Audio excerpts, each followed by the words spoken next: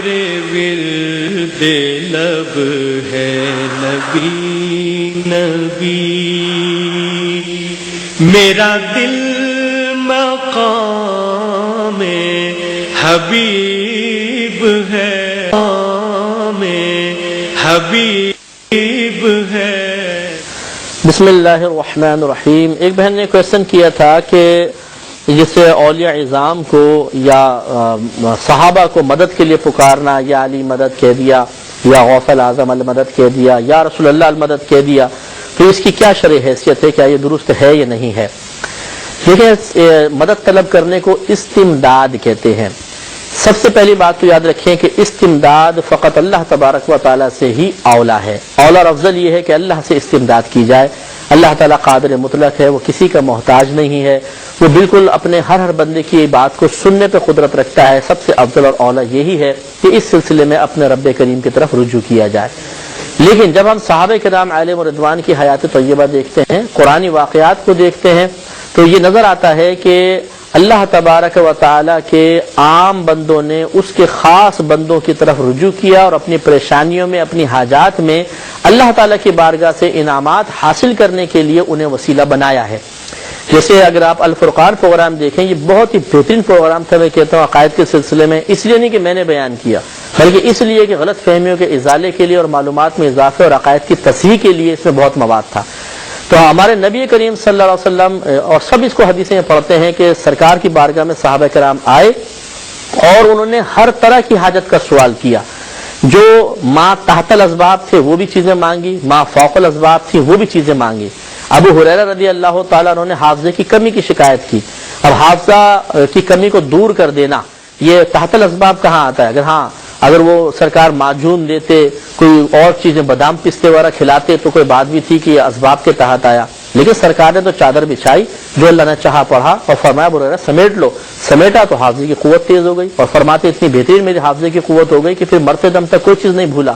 یہ ایک واقعہ، اگر سینکڑوں واقعات موجود ہیں کہ صحابہ کرام نے اپنی حاجات کے سلسلے میں نبی کریم صلی اللہ علیہ وسلم کی بارگاہ میں عرض کی ہے، حالانکہ وہ یہ بات ہم سے بہتر جانتے تھے کہ اللہ تبارک و تعالیٰ سننے پہ بھی قدرت رکھتا ہے، عطا فرمانے پہ بھی قدرت رکھتا ہے، وہ کسی کا محتاج نہیں۔ اس کے باوجود بارگاہ رسالت میں آ کے دستے سوال دراز کرنا ثابت کرتا ہے کہ مشیت الہی یہ تھی کہ مانگو اللہ تبارک و تعالیٰ سے ہی مانگو، لیکن اگر تم اس کے خاص بندوں کو وسیلہ بنا کر ان سے دعا کرواؤ گے تو اللہ تبارک و تعالیٰ تم پہ مزید کرم فرمائے گا۔ جیسے کہ قحط سالی کے جتنے بھی واقعات دیکھ لیں، کیوں آئے تھے صحابہ کرام نبی کریم صلی اللہ علیہ وسلم کے پاس، اور جواب میں سرکار نے کیوں نہیں فرمایا کہ تم اللہ کو چھوڑ کر میرے پاس کیوں آ گئے ہو؟ ڈائریکٹ مانگو اللہ تعالیٰ سے، کہ اللہ تعالیٰ سنتا نہیں ہے تمہاری بات؟ وہ دعائیں کرتے رہے مقبولیت نہیں ہوئی، آخر بارگاہ رسالت میں آئے۔ بخاری کی حدیثیں اس پہ گواہ ہیں۔ اعرابی کھڑے ہوئے، رسول اللہ قحط سالی کی وجہ سے ہم لوگ ہلاک ہو رہے ہیں، مویشی ہلاک ہو گئے، فصلیں تباہ ہو گئے، دعا فرمائیے۔ سرکار نے ہاتھ اٹھا کر دعا کی، ہاتھ نیچے نہیں آنے پائے تھے کہ اتنی بارش برسی کہ صحابہ کرام کہتے ہیں کہ ہم گھٹنے گھٹنے پانی میں اپنے گھروں کو واپس گئے۔ بتائیے اس سے کیا آپ کو نتیجہ نکلتا ہے کہ اتنا صحابہ کرام کی دعائیں غیر مقبول رہیں، سرکار کی بارگاہ میں آ کے عرض کی، فوراً ایک دم بارش برسنے لگ گئی۔ تو اگر معاذ اللہ ثم معاذ اللہ کسی اللہ کے مخصوص بندے، خاص بندے کی بارگاہ میں آ کر دعا کی درخواست کرنا اور اپنی حاجت کی تکمیل یا حاجت کو پورا کرنے کے سلسلے میں ان سے ریکویسٹ کرنا کفر و شرک میں داخل ہوتا تو اس کو آپ کیا نام دیں گے؟ تو بس یہی وہ چیز ہے، اس کو ذہن میں رکھیے تاکہ غلط فہمی کا ازالہ ہو کہ اگر کوئی کسی مخلوق کے پاس جا کر ان سے دعا کرواتا ہے تو یہ اللہ کو چھوڑ کر جانا نہیں ہے، بلکہ تعلق الہی کو مضبوط کرنے کی غرض سے ایسا ہے۔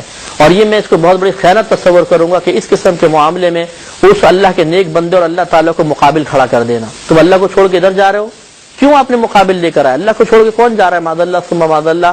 یہ جو بندے ہیں یہ بھی اگر کچھ دیں گے، ایک تنکا بھی دیں گے، تو اس سلسلے میں اللہ کے محتاج ہیں۔ اللہ تعالیٰ کے عطا کے بغیر کوئی بھی ایک تنکا بھی نہیں دے سکتا، یہ عقیدہ ذہن میں رکھیے۔ اللہ تعالیٰ کی عطا سے ان کو بڑے اختیارات حاصل ہوتے ہیں، یہ کسی کے لیے دعا کر دیتے ہیں تو بیڑا پار ہو جاتا ہے۔ تاریخ اس پر گواہ ہے، صحیح حدیثیں اس پہ گواہ ہیں۔ عیسیٰ علیہ السلام کو اللہ نے قدرت دی تھی کہ آپ مادرزاد اندھوں کو بینائی دے دیا کرتے تھے، کوڑی کے بدن پر ہاتھ پھیرتے اس کو شفا حاصل ہو جاتی تھی۔ میں آپ سے سوال کرتا ہوں، کیا اس زمانے میں کوڑی آپ کے پاس نہیں آتے ہوں گے؟ اندھے آپ کے پاس آ کے اپنے علاج نہیں کرواتے ہوں گے؟ یا عیسیٰ ہماری آنکھیں ہمیں آنکھیں دے دیجئے، ہمیں ہمارے کوڑ کے مرض کو دور کر دیجئے، اور آپ نے ان کے علاج بھی فرمایا۔ اللہ تعالیٰ نے جو آپ کو صلاحیت عطا فرمائی کیوں عطا فرمائی؟ تاکہ مخلوق خدا کو فائدہ پہنچائے. اور مادرزاد اندھے کے ہاتھ پھیر کر اس کو آنکھیں دے دینا، یہ ما تحت الاسباب کہاں ہے؟ تو ما فوق الاسباب ہے. اور اگر آپ یہ کہیں کہ نبی کا معجزہ ہے تو نبی کا معجزہ ایک الگ بات ہے. نبی کا معجزہ اگر شرک پر مشتمل ہو تو کیا وہ معجزہ کہلائے گا؟ اور کیا اس پہ گرفت نہیں ہوگی؟ معاذ اللہ ثم معاذ اللہ. شرک تو شرک ہے، چاہے وہ معجزے کی شکل میں نظر آئے چاہے غیر معجزے کی شکل میں نظر آئے. لہٰذا یہ خیال بھی غلط ہے کہ جو وہ تو صرف معجزہ تھا تو وہاں جائز، باقی اور جگہ کسی مخلوق خدا کے پاس جا کے طلب سوال کرنا یا اپنی حاجت کو پورا کرنے کے لیے سوال کرنا یہ ناجائز ہوگا، غلط ہے. خلاصہ کلام یہ ہے کہ اللہ تعالیٰ کی بارگاہ سے اپنے تعلق کو مضبوط کر کے اس کی بارگاہ میں رجوع کرنا سب سے افضل اور اولیٰ ہے.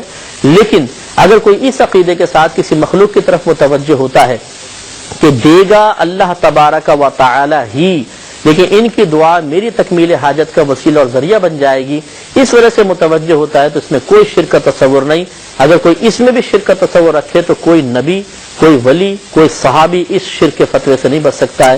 اور ان سب کو مشرک کہہ دینے والا خود اپنے ایمان کی کیسے حفاظت کرے گا؟ یہ پھر وہ خود بیچارہ اس کا جواب تلاش کر لے، ورنہ ہمیں لکھ کر بھیج دے کہ کس طریقے سے بچے گا. ایک یہ بہن نے فرمایا کہ بھائی نے فرمایا